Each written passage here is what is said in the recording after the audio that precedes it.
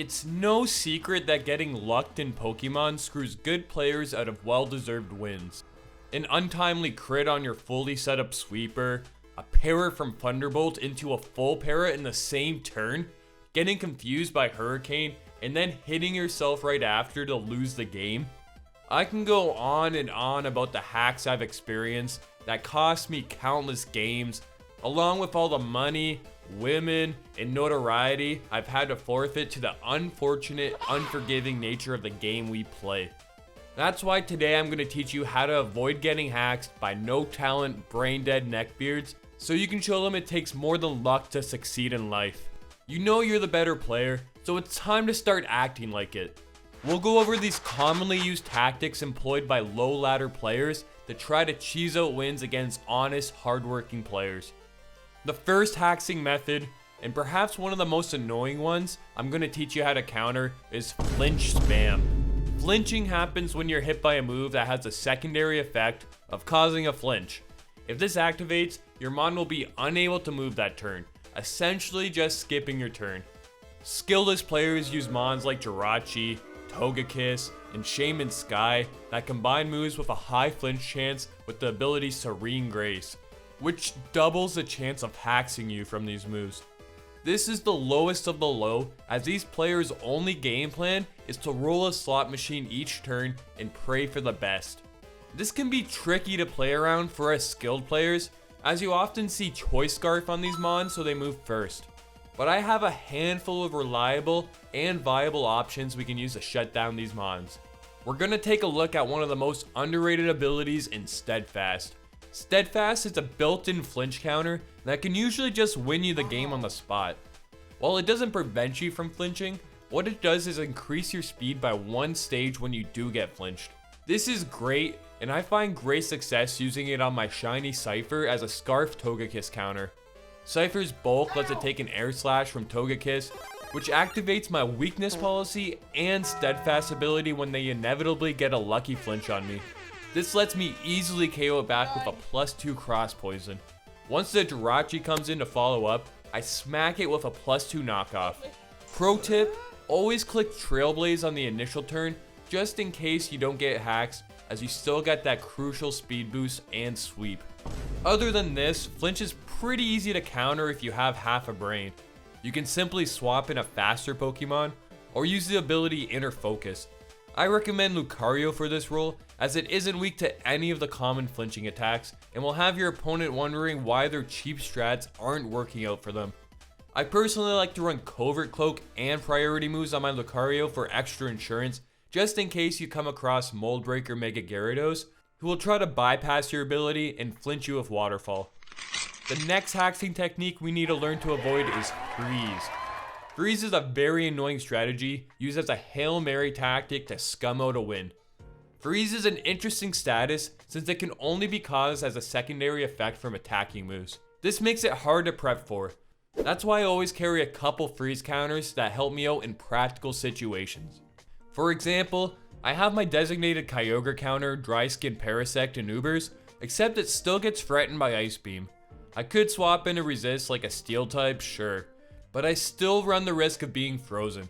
Luckily in my back pocket, I always carry Magma Armor Magcargo. Magma Armor is an ability that straight up prevents you from being frozen. Magcargo also happens to be the only fully evolved Pokemon with this ability that also resists Ice type attacks.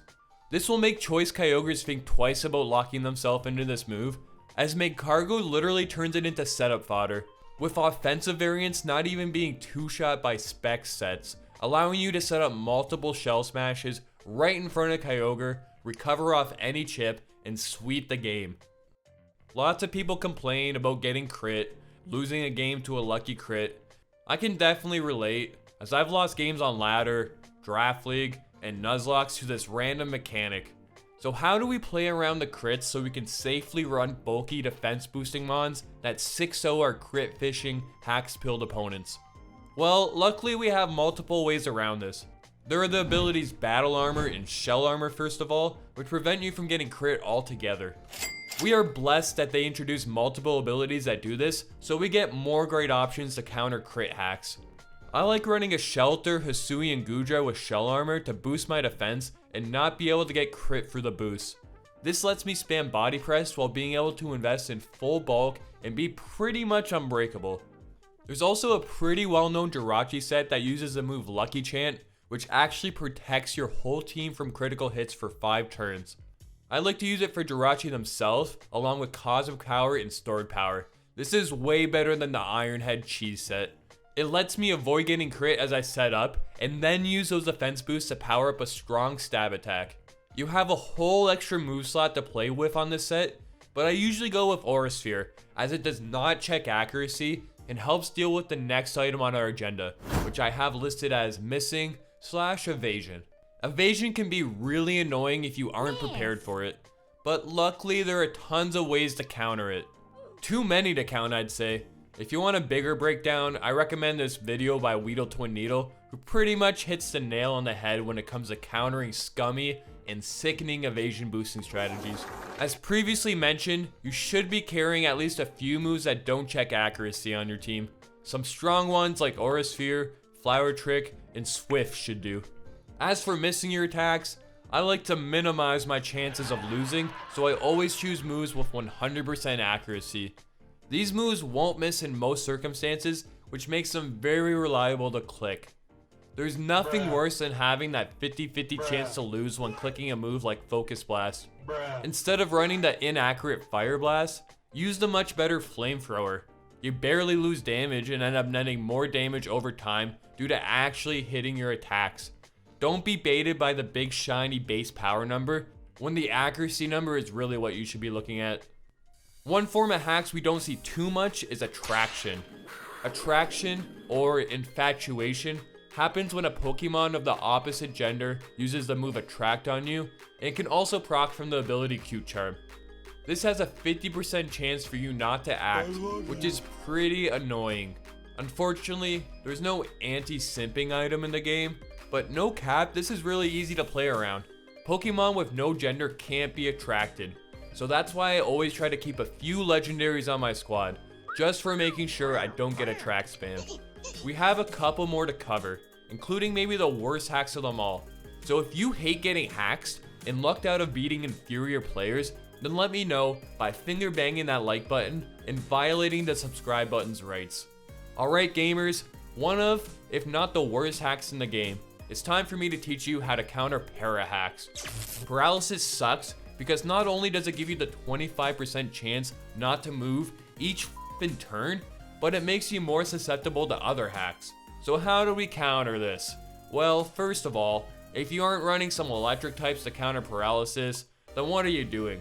There are so many great electric types to choose from, with the likes of Zapdos, Raging Bolt, so just swap in on the Thunder Wave and be immune. But some common metamons like Bellybolt and Lantern usually run Soak in combination with Thunder Wave to make sure they can spread the para love. Oh my god! I personally like to run Limber Stunfist to counteract this strategy. Limber is an ability that prevents paralysis altogether, so combined with Stunfist's electric ground typing, your foes are going to be stumped when it comes to spreading the yellow color to your team. Boy, if you don't get Confusion hacks are annoying because not only do you miss your turn, but you sock yourself right in the noggin at the same time.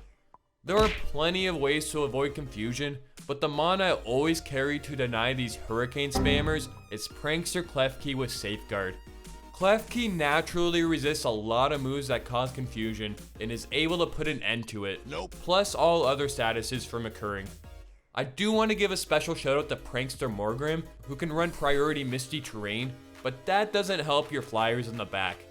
With Klefki, you're protecting the whole squad. You aren't safe on a swap in, sadly, so I recommend Parasamberry just in case. Next I have OHKO Moves, or one-hit knockout moves for those who don't speak slang. I can't believe I have to worry about this in 2025, but mons like Tinglu and Articuno actually will run these moves in VGC doubles, which is pretty crazy that this uncompetitive nonsense is allowed in this so-called official format. Anywho, OHKO moves don't work against Pokemon of a higher level, so I recommend bringing level 100 Pokemon to your battles so you're immune to these attacks. Since OHKO moves are only legal in VGC, Mons that can use them will be capped out at level 50, so you'll be safe from Ting Lu's Fissures and laugh at Articuno's sheer cold attempts. Alright, next is contact abilities. You know, Flame Body, Static, Effect Spore. Wear protective pads, it's not that hard. The last one to cover is getting burned by Scald. I'm afraid there isn't any way around this one, my guys. Scald supersedes all counterplay, so you're gonna have to deal with it unfortunately. But I will say bring a Guts user who isn't weak to water moves to at least get some mileage out of that inevitable burn. So that's my comprehensive guide on how to avoid hacks in competitive Pokemon. I hope I've helped you become a better player and spread your wings with my years of experience. First person to comment who my second favorite Pokemon is gets pinned comment. Thanks for watching, buds. Remember to look both ways before crossing the road and take your daily vitamins. See you soon.